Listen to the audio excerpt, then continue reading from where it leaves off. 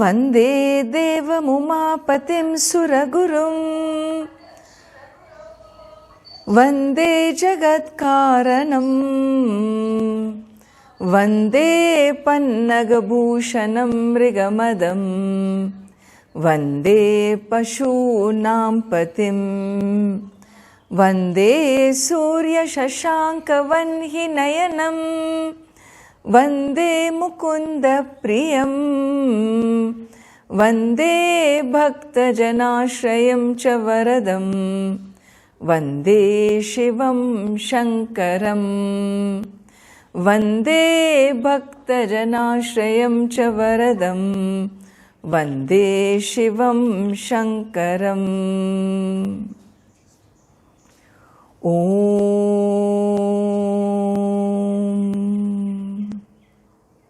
Let us chant together. Shambho Mahadeva, Shambho Mahadeva, Shambho Mahadeva, Shambho Mahadeva, Shambho Mahadeva, Shambho Mahadeva, Shambho Mahadeva, Shambho Mahadeva.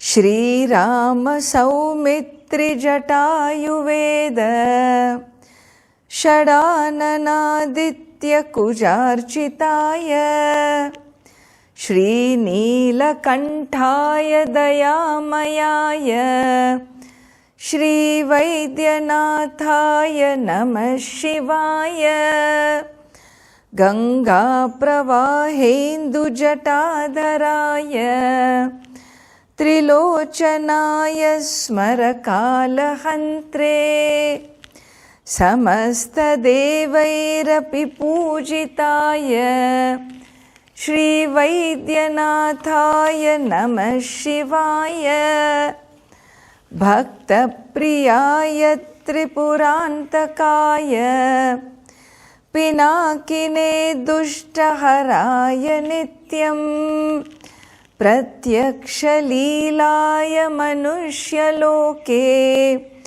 Shri Vaidyanatha Namah Shivaya Prabhutavatadi Samastaroga Pranashakartre Munivanditaya Prabhakarendwagni Vilochanaya Shri Vaidyanatha Namah Shivaya Vakshrotra Netrangri Vihina Janto Vakshrotra Netrangri Mukha Pradaya Kushtadi Sarvonnata Roga Hantre Shri Vaidyanatha Namah Shivaya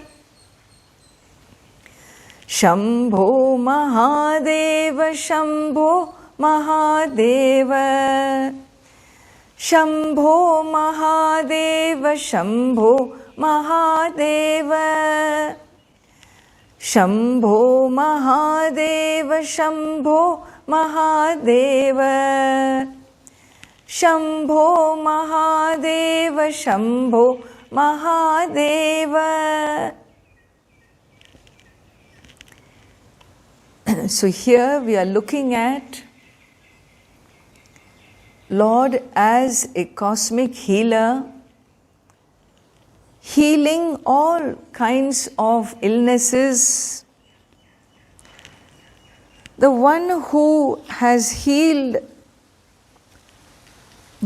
illnesses like Prabhuta Vata, the Samasta Roga, rheumatism, arthritis, etc., all kinds of diseases, the one who has killed, destroyed the diseases. Destroying of diseases means, understand, it is something which is a karma that arrives and leaves.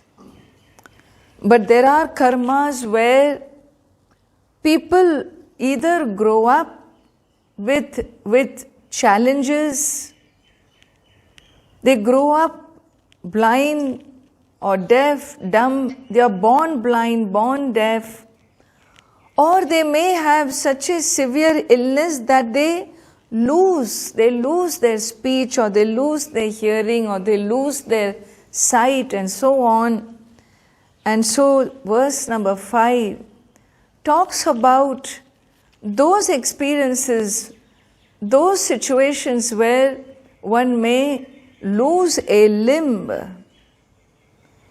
Not only that, there are very, very debilitating diseases like leprosy, like cancer, and this coronavirus.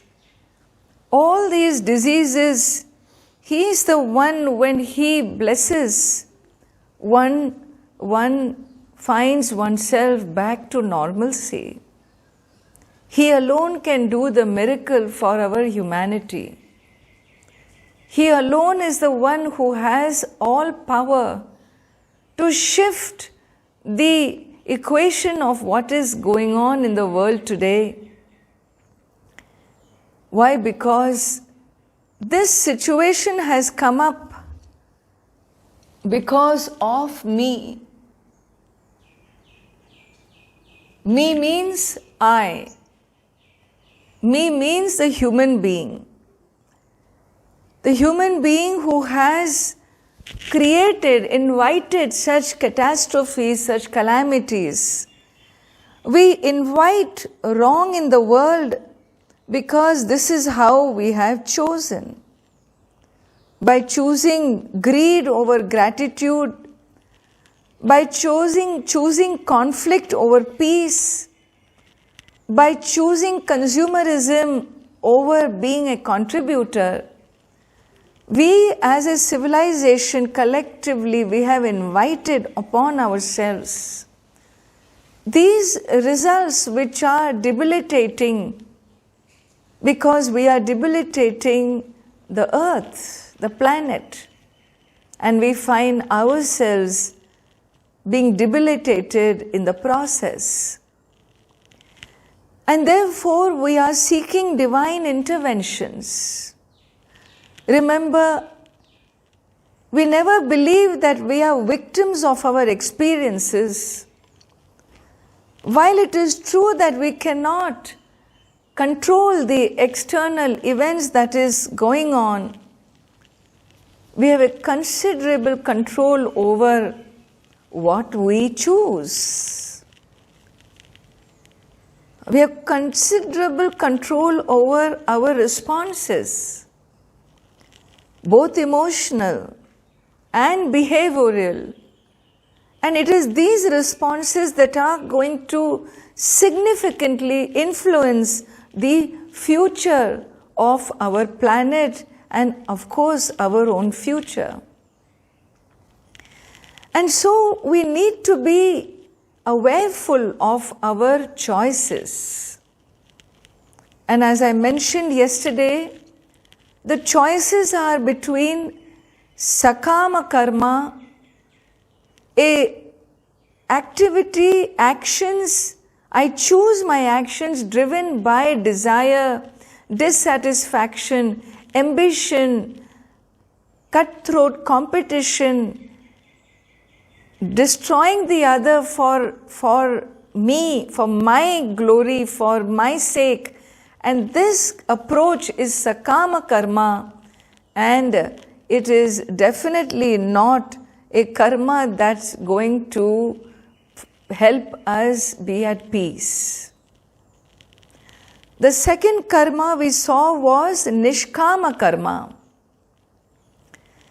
A person who chooses peace over conflict, a person who chooses to be a contributor over being a consumer, a person who chooses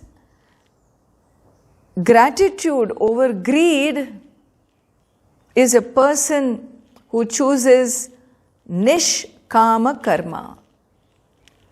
That is a person who chooses activities in his life which is driven by dharma, driven by the moral fabric of the universe, the moral order of the universe. He is the person who is choosing correctly, and that person does karma which is nishkama karma. The third type of karma I mentioned was prayaschitta karma. When I do a wrong action and I realize that I did wrong, instead of being defensive, in being defensive, I do not change the situation for the external world nor for myself.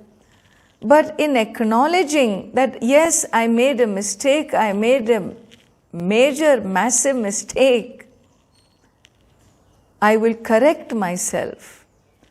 How will you correct yourself? I will correct myself in my perception. I will correct myself in my activity. I will do things differently. I will also atone for the wrong I have done. And this atonement is called prayaschitta karma.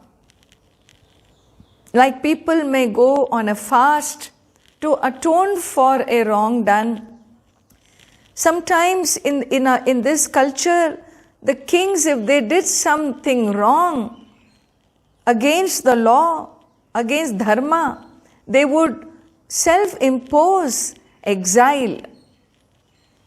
For 6 months or a year, they will create a self-imposed exile as a prayaschitta karma. Actions of atonement. People do a lot of charity in this world as an atonement for the wrong done. And so like this, there are different ways of atonement, different karmas of atonement. This third type is called prayaschitta karma. And the fourth, I would like to make a correction here. It is not called parihara karma, it is called nishiddha karma. Nishiddha karma. The fourth one is not parihara. Parihara karma is part of atonement. When it is religious, it is parihara karma. Means through specific defined prayers and so on, I neutralize the effect of my previous wrong action. That comes along with prayaschitta, but the fourth one is called nishiddha karma. Nishiddha karma means doing a karma, an action which is not to be done. I do what is not to be done. That not to be done. Like I drink myself to sleep every night, not to be done. Like gambling, not to be done. Like hurting, killing, stealing, not to be done. These are nishiddha karmas. And thus these four types of karmas were talked about.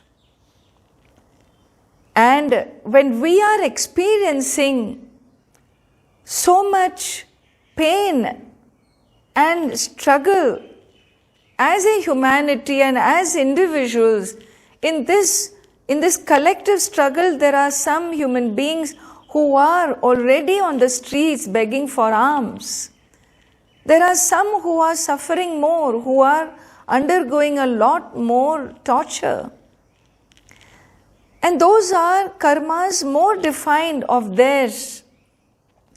Like this, when we are experiencing so much pain, disease, it is because our consequences of the wrong actions are manifesting. These consequences in Sanskritam we call papa karma. And how will the consequence of a wrong karma manifest? It will give me pain, not joy. It will give me sorrow. And so when I experience sorrow, when I experience pain, my soul cries for divine intervention. For what? For helping this helpless child. We are tapping the compassionate being, the cosmic healer. I know I have done wrong, but you are the healer, you are my father, mother. You take care of me, please. I cannot bear this pain any longer. That cry is a form of a prayer. When I pray to the Lord, when I'm experiencing good actions, results of good actions, that means comfort, joy, everything going well, means there is happiness. This happiness experience, I still pray to show my gratitude, and that prayer is a prayer of glorification, glorifying the divine, the divinity. Here, we are praying as an appeal, as a cry, as a call of the soul. Today is a call of the soul for the compassionate being so there may be a divine intervention for the human civilization.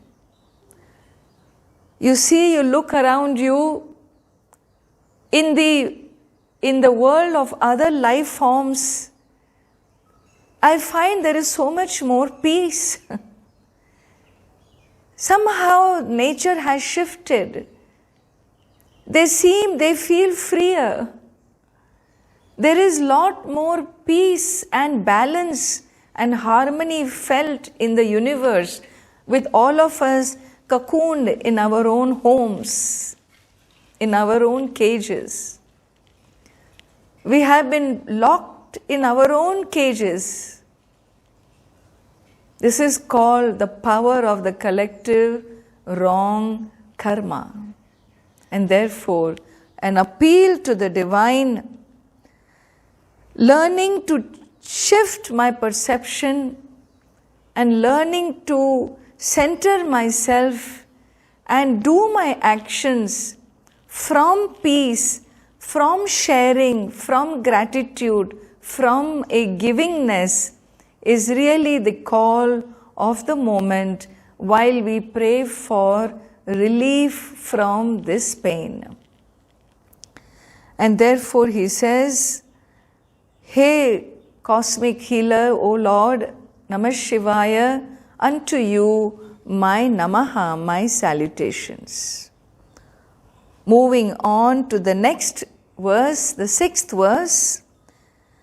Vedanta Vedyaya Jaganmayaya, Vedanta Vedyaya Jaganmayaya, Yogishvara Dhyeya Padambujaya, Yogishvara Dhyeya Padambujaya, Trimurti Rupaya Sahasranamne, Trimurti Rupaya Sahasranamne, Shri Vaidyanatha Namah Shivaya, Shri Vaidyanatha Namah Shivaya. O Divine Being, Vedanta Vedyaya, you are one who is known through Vedanta. Vedanta is your own revelation, the Veda. The end of the Veda is called Vedanta. Veda is your own revelations, a body of knowledge that was given along with the creation for us to know who we truly are. The spiritual knowledge is called Vedanta. O cosmic being, O divine being, Your truth, your essence is known to human beings through Vedanta. Jaganmayaya. You are one who is all over the universe. You are the one who pervades this universe. In fact, in Him we all exist. Like all objects exist in space. How space pervades every object. When you say space pervades an object, doesn't mean space lives in the object. Space, of course, lives in the object, but also outside the object. It is in and it's out, it's up, it's down, it's front, it's back, it's right and left sides. Space is everywhere. All matter, all objects are in space. Similarly, all that is here is the universe, the omniscient form of the divine. The colorful form of the divine is this beautiful, intelligent, powerful universe. You are the universe. In Bhagavad Gita, 11th chapter, Lord Krishna gives Arjuna, his disciple, the vision of himself, not as Mr. Krishna. He gives him the vision of himself as the universe, the cosmic being. The Vishwa Rupa Darshanam, the cosmic being. Lord Arjuna sees the divine as the whole universe. How does he see the divine in that form? He sees the divine in that form as if some 1,000 suns have arisen at the same time. That's the analogy given. It is nothing but light. All that is here is nothing but light. And so, Jaganmayaya, you, O divine being, you are the entire universe, is your body, your form. Yogishwara Dhyeya Padambujaya, whose lotus feet are meditated upon by the yogis. We have different meditation practices in which the yogis, the meditators, meditate upon the Lord's feet. Well, you may ask, why not the whole body? Because it is so big, you cannot even fathom how huge is the body of the Lord. In fact, we say earth is his feet.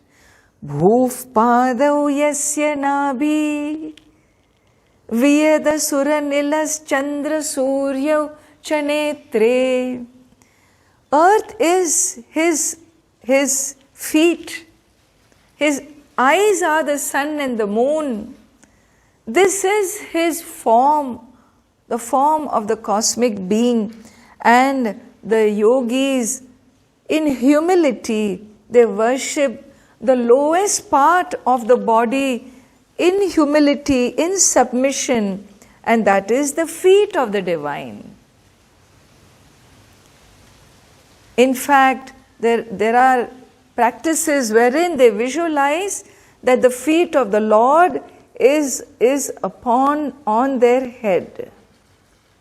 They are under the feet of the divine. They are protected by the divine. Such visualizations are there.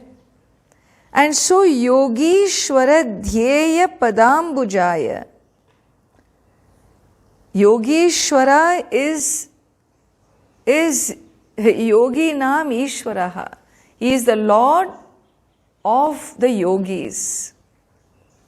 Lord, no one can surpass Lord Shiva in any yoga posture. I'm sure you agree with me. All my yoga practitioners out there, I'm sure you agree with me. No, you cannot surpass Lord Shiva as a yogi, as the final yogi, the ultimate yogi. He is the Lord of all yogis, Yogeshwara. And it is his feet that the practitioners worship.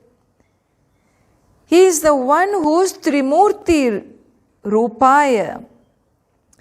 He is really the entire cosmos. When we say all the functions in the cosmos is included, the creation, the sustenance and the dissolution, well, he represents all three functionalities of the cosmos. And Sahasra Namne, he is one who has 1,000 names. This is very traditional. It is, they say in the Linga Purana, in the mythology, it is Lord Krishna who taught Shiva Sahasranama, 1,000 names glorifying Lord Shiva, was taught by Lord Krishna to Markandeya. And Markandeya, if you remember in the earlier verse, who goes and hugs the Shivalinga when Lord Yama comes to take him when he enters the 16th year, that Lord Markandeya was given Sahasranama, 1,000 names of Lord Shiva by none other than Lord Krishna. And it is said also in the Mahabharata that when Bhishma recites the Vishnu Sahasranama, 1,000 names to Lord Vishnu, Yudhishthira hears this Vishnu Sahasranama from Bhishma. He asks Bhishma, his grandfather, please recite for me, teach me also 1,000 names to Lord Shiva. And Bhishma says, I cannot do this. He expresses his inability. And that is when he requests Lord Krishna, Bhishma requests Lord Krishna to teach Yudhishthira the 1,000 glorious names of Lord Shiva. And Lord Krishna himself is taught. By who? By his teacher, his guru, and that is sage Upamanyu, who was a great Shiva Bhakta, devotee of Lord Shiva. And so here there is a praise to the Sahasranama, the 1,000 names of Lord Shiva. Well, O Lord, you are, however much I recite your glories, I will be short of words. Let me take the 1,000 names of Lord Shiva that the tradition gives us to be able to praise the divine. And unto that, Lord Shiva, my prayers for your divine intervention descend into us, the human beings, protect us from this great calamity. And so, He Vaidyanatha Namah Shivaya. Shambho Mahadeva, Shambho Mahadeva. Shambho Mahadeva, Shambho Mahadeva. Shambho Mahadeva, Shambho Mahadeva. Shambho Mahadeva, Shambho Mahadeva.